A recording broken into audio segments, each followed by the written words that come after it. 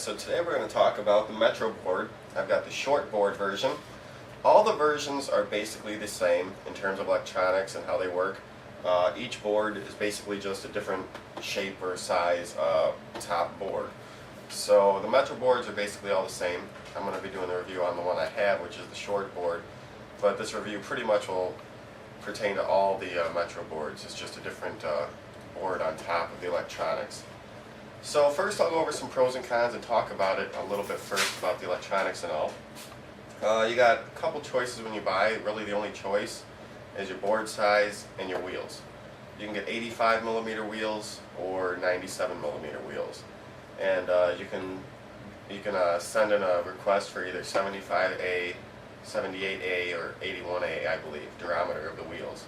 I got the softest 75A, so it feels a little smoother. But I have had it chip one time. You can't really see it, but the bottom wheel here got a little crack in it. It's not the manufacturer's fault. It just can happen if you're riding over some rough terrain. A little bit of rocky streets around me. Pretty smooth, but every once in a while there's a little bit of rocks on there.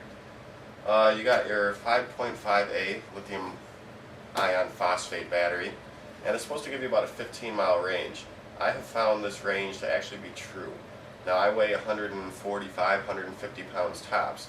And I've gotten well over 14, 15 miles on a single charge and still had battery left. I've never had the board completely die on me yet. So the range is true. Now I've gotten that range since I changed the bearings. I never tested it fully. I got 13 miles and still had battery left when I didn't change the bearings. That's one of my cons, actually my only con so far about this board. The stock bearings that came in this board are supposed to be ABEX 7 bearings. I figured they'd be alright.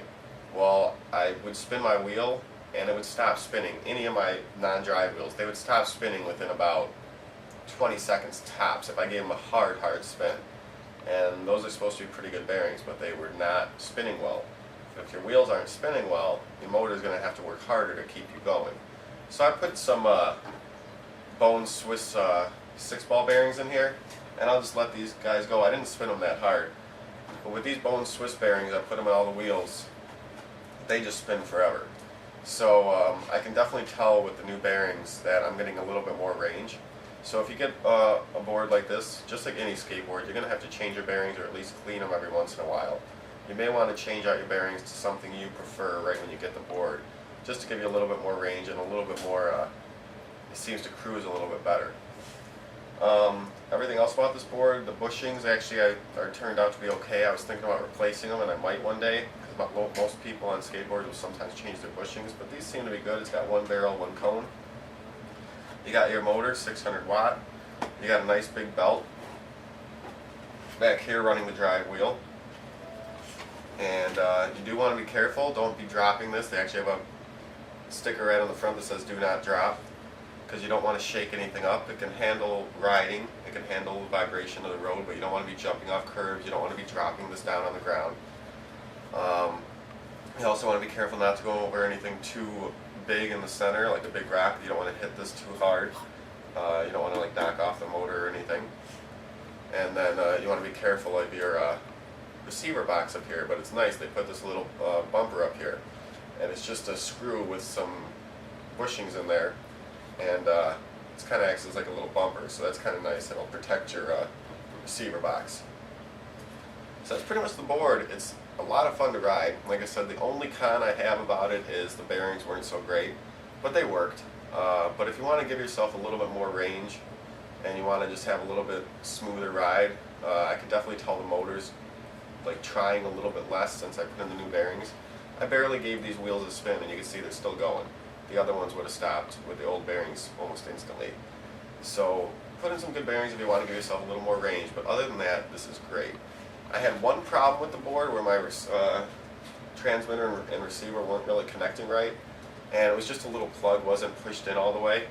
And Elon, the creator of these boards, the designer, he's great. He'll answer questions very quickly. I sent him too many emails, just talking back and forth with him, asking him stuff about the board, and he answered all my questions really quick and really satisfactory. So definitely get a board if you're going to go for an electric skateboard. If you don't buy it from Metroboard, I would really recommend this company, but if you don't buy it from Metroboard, buy it from a company that has customer service, because if something goes wrong, you want to have someone standing behind the product.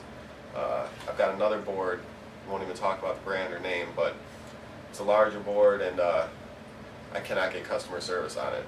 It just has a wheel that I got to replace, which I can get elsewhere. But there's no customer service for some other brands, especially the Chinese, Asian ones. So definitely look into this. Really, that's about all to it. You know, you got your motor, your battery, pretty good all-together board, and feels great when you're riding it. So I'll take it out and give you guys a little bit of demonstration of riding it. And first, I'll talk a little bit more about the remote. This is going to be the gas or the go button. Hit it to begin with, and you're going to go about 2 miles an hour consistently. Hit this up, it's going to keep going faster, and then brake. As you can see, it doesn't stop instantly. It doesn't want to throw you off the board.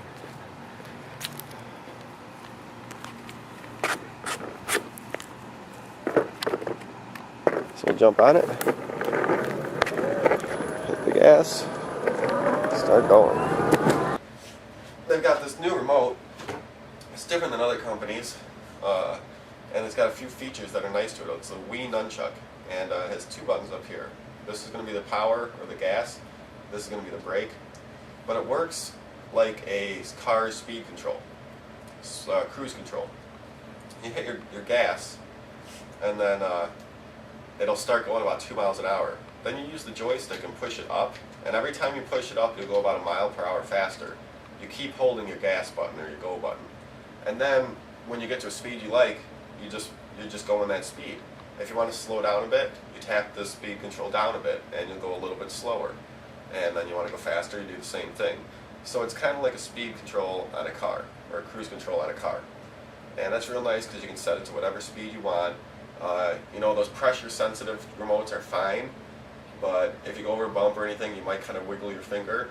This, you're going to get a precise speed, and you can set it to whatever you want.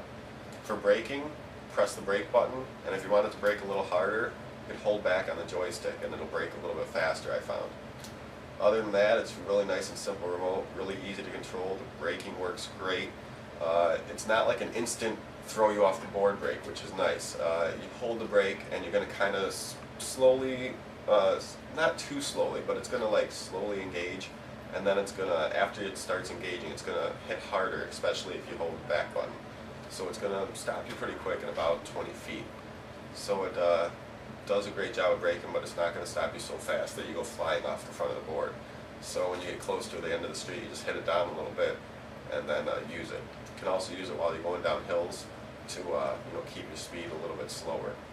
So all in all, great board. If you guys have any questions about it, let me know, or go to metroboard.com, and Elin will, I'm sure, will be happy to answer any questions for you if you're looking into getting one of these boards. So that's about all I have to say about the board. Let's go out and just take it for a little test drive.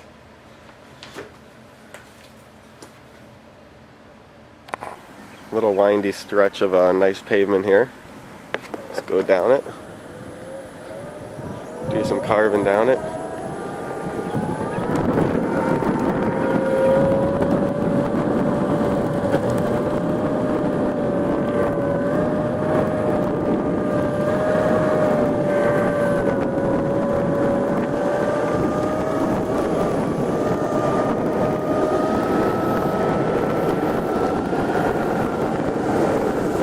Going about 16 miles an hour right now. These wheels hold the pavement really nice, especially when it's nice pavement like this.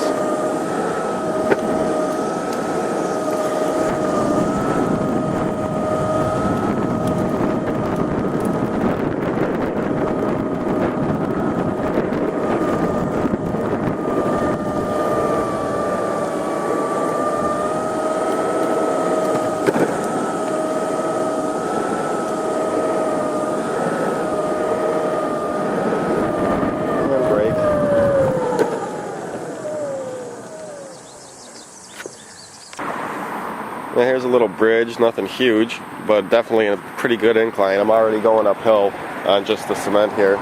So I'll just show you guys that it can go up a nice little hill here.